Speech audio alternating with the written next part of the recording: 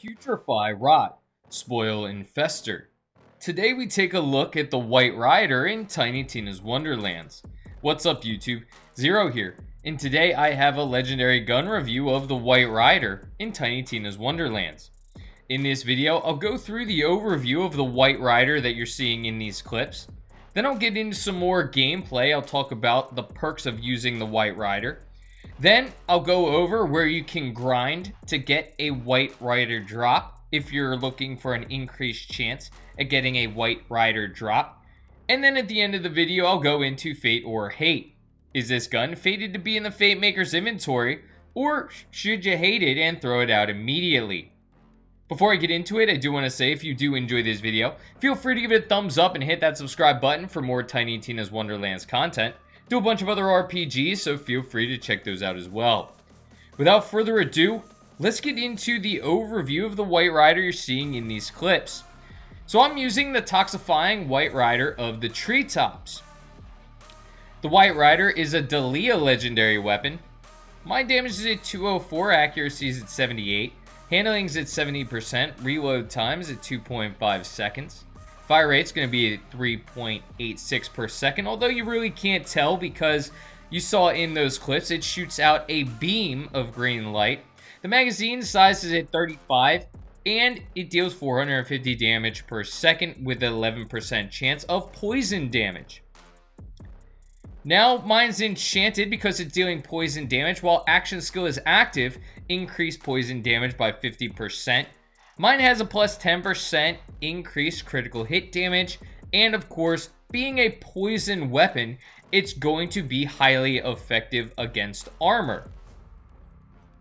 So now that I've gone through the overview of the White Rider that I'm using in these clips, let's get into some more gameplay and talk about the benefits of using the White Rider, what I think, where you can grind for it, and if you are gonna love it or hate it.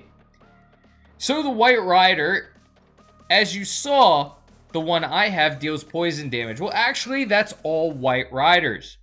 As I'm making this video, the only elemental damage you could get the White Rider in is poison damage. So if you're trying to grind for a frost type White Rider, it's not gonna happen. So that is, if you're looking for a poison weapon, this may be the one for you.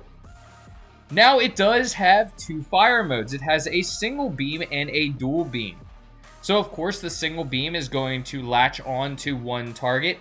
And if you have the dual beam out, it's actually going to latch on to two targets in front of you.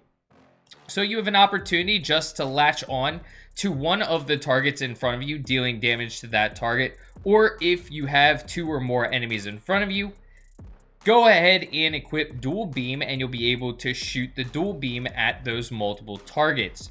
So that's a nice benefit of the White Rider on top of dealing poison damage, which increases its effect against armor. You're also going to have the opportunity to damage multiple enemies at once. Now, if you're interested in grinding for the White Rider, everyone's favorite boss, head over to Karnok's Wall and go ahead and take on Wastard. Of course, the lovely Wastard that I'm sure many of you love because, of course, I love taking him on. It normally takes me ages to defeat him. But if you're looking for an increased chance at the White Rider, go ahead and take on Wastard. I know I've probably had this drop from a Chaos run, so you could get it from there as well if you don't want to take on Wastard with his multiple tricks, multiple layers of health. So, now that I've gone through the perks of utilizing the White Rider, the elemental damage, and where you can grind for this gun, let's get into Fate or Hate. Is this gun fated to be in your inventory, or are you going to hate it? I've used the White Rider quite a lot. It can completely obliterate enemies with armor, considering poison damage is effective against armor.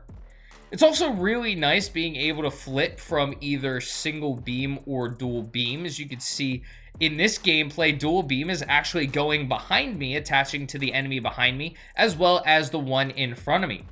What's fantastic about this is it's not only great for a singular target if you're taking on a boss, but it's also fantastic for groups of enemies as well. It deals a lot of damage. And because it is extremely versatile, it's great for multiple situations. I absolutely love the White Rider, and I'm going to say this is fated to be in your inventory. So go ahead, pick up the White Rider, equip it, and you're going to love it. But let me know in the comments section if you've used it before and what you think of it. Do you love the White Rider as much as I do, or do you hate it? I'm curious to know in the comments section. Well, I hope you have a great rest of your day, and until next time, peace.